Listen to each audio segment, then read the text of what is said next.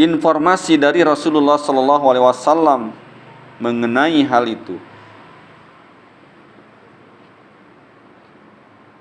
Seperti dalam sabdanya, innal abda idza wudi'a fi qabrihi wa tawalla anhu ashabuhu wa innahu la yasma'u qara'a ni'alihim atahu malakani fayuqidanihi fayakulani lahu ma kunta taqulu fi hadar rajul li Muhammadin sallallahu alaihi wasallam fa ammal mu'minu fayaqulu asyhadu annahu abdullahi wa rasuluhu fayuqalu lahu ungdur ila maq'adika minan nar qad abdalakallahu bihi maq'adan minal jannati fayarahuma jami'an wa ammal munafiqu awil kafiru fayaqulani lahu ma kunta taqulu fi hadar rajul fayaqulu la adri kuntu aqulu ma yaqulun nasu fayuqalu lahu la daraita wala talaita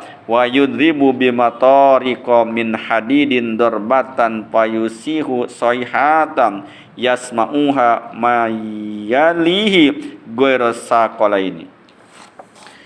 Sesungguhnya seorang manusia apabila telah diletakkan di dalam kuburnya dan ditinggalkan oleh para pengantarnya, pelayat sudah meninggalkan kuburan itu, sesungguhnya ia mendengar bunyi gesekan sandal mereka. Jadi si mayit dalam kubur itu mendengar gitu kan gesekan sandalnya si para pelayat itu. Lalu ia didatangi oleh dua malaikat.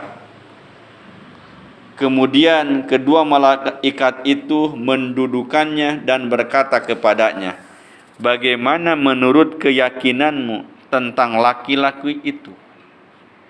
Ya. Maksudnya adalah Nabi Muhammad sallallahu alaihi wasallam. Maka seorang mukmin akan menjawab, aku bersaksi bahwasanya dia adalah hamba dan utusan Allah.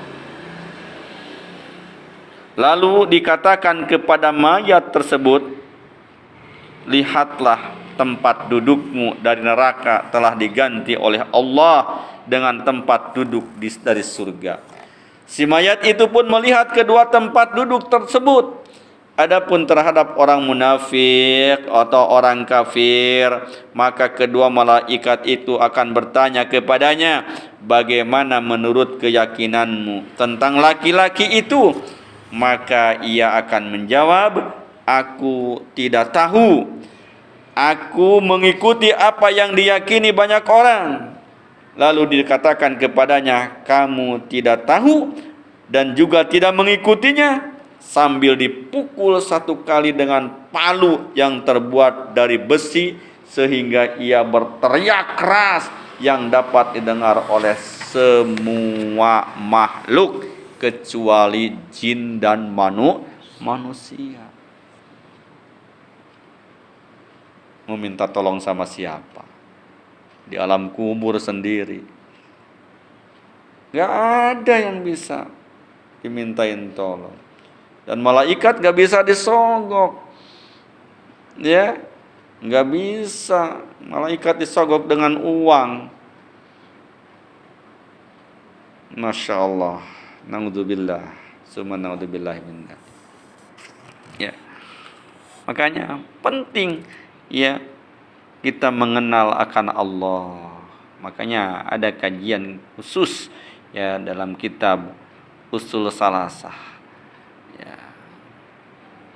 Wajib mengetahui 3 pokok landasan dasar yang wajib kita imani, wajib kita ketahui tentang mengenal Allah, mengenal agamanya, mengenal nabinya.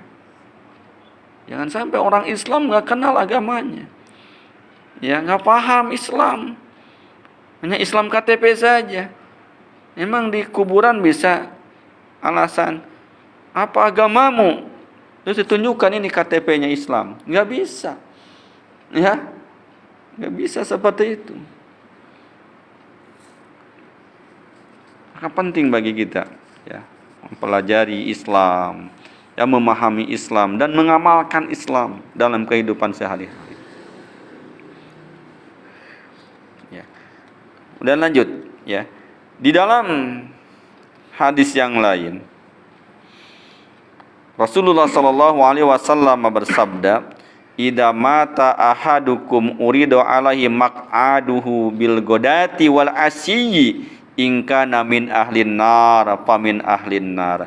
Fayuqalu lahu hada maq'aduka hatta yab'asakallahu ila yaumil qiyamati." Diriwayatkan oleh Al-Bukhari, nomor hadisnya 1379. Apabila salah seorang dari kamu meninggal, maka ditampakkan kepadanya tempat duduknya di waktu pagi dan petang. Jadi tempat tinggal di akhirat itu nanti dilihatkan ketika kita ada di alam kubur itu, setiap pagi dan petang. Jika orang itu termasuk penghuni neraka, maka tempat duduknya dari penghuni neraka. Dilihatkan tuh tempat tinggal kamu nanti di akhirat itu neraka. Ngeri apa enggak? Ya ngeri lah. Gitu kan? Lalu dikatakan kepadanya, ini tempat dudukmu sampai Allah membangkitkanmu nanti pada hari kiamat. Dan dibukakan satu pintu, ya, dari pintu-pintu neraka, sehingga panasnya itu menyengat kepada si mayit di alam kubur tersebut. Nah, kemudian ucapan beliau juga di saat beliau berdoa, ya, Allahumma inni a'udzubika min adabil qabri wa min adabin nar wa min fitnatil mahya wal mamati wa min fitnatil masyihid dajjal. Ya Allah, sesungguhnya aku berlindung kepadamu dari azab kubur. Ini Rasul yang mengajarkan kepada kita supaya kita berlindung kepada Allah dari azab kubur. Kemudian kita mohon perlindungan kepada Allah dari apa? Dari azab neraka. Dari cobaan atau fitnah kehidupan dan kematian, serta dari fitnah Al-Masih Ad-Dajjal. Ya, diriwayatkan oleh Al-Bukhari, nomor hadisnya 1377. Kemudian sabda beliau ketika beliau lewat di dekat dua kuburan, innahuma yu'adibani wa ma yu'adibani min kabirin.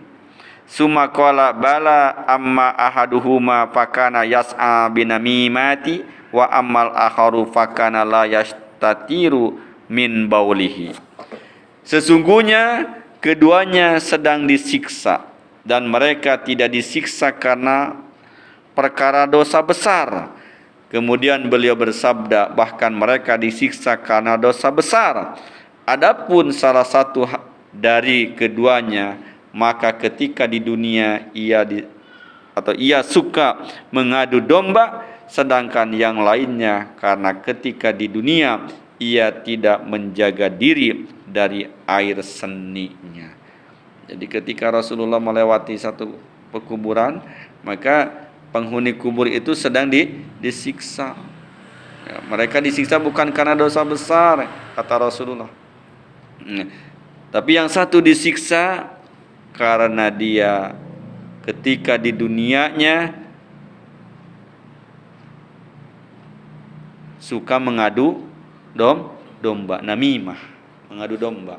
Dan yang satu disiksa karena dia ketika di dunia tidak menjaga dari air kencingnya. Ketika kencing dia tidak cebok.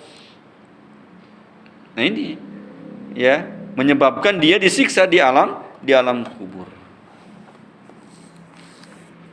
Hanya hati-hati dalam Islam itu, sampai bersuci pun, ya, diajarkan.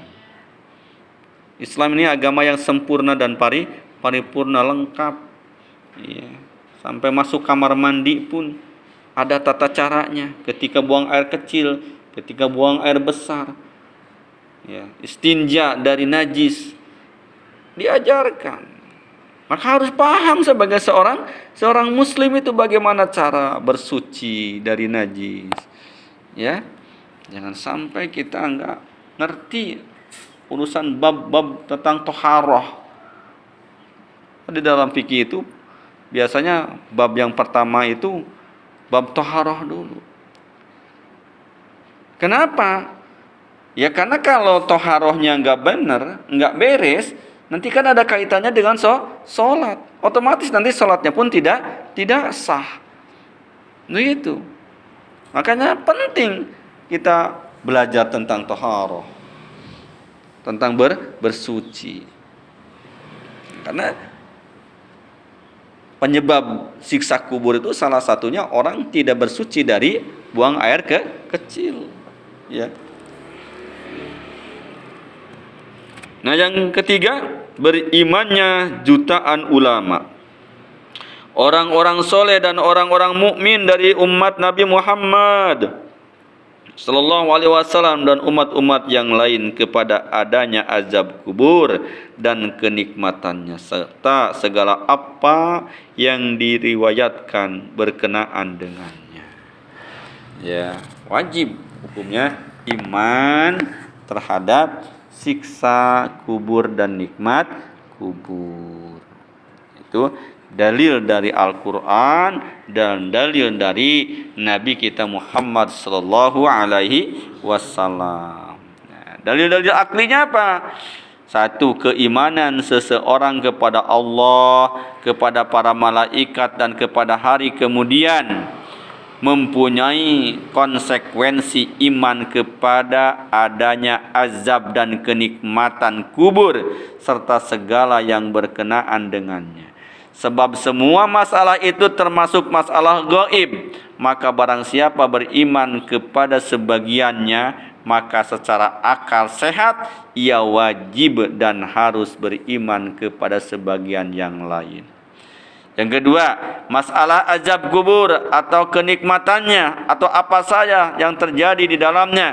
Seperti pertanyaan kedua malaikat bukan hal yang dinafikan oleh akal atau dianggap tidak mungkin. Bahkan sebaliknya, akal sehat pasti membenarkannya dan memberikan kesaksian akan kebenarannya.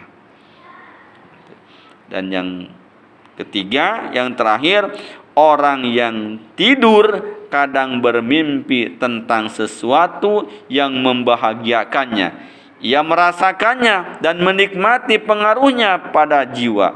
Hal mana ia akan bersedih dan prihatin jika ia terbangun di saat sedang asyik bermimpi. Ya, sebagaimana ia juga kadang-kadang bermimpi tentang sesuatu yang tidak ia sukai dan ia merasa terganggu. Di mana ketika ia terbangun, ia bersyukur kepada orang yang membangunkannya. Kalaulah ada seseorang yang membangunkan di saat ia sedang merasakan kenikmatan atau merasa terganggu di dalam tidurnya yang benar-benar sedang terjadi pada jiwanya, bahkan ia terpengaruh dengannya.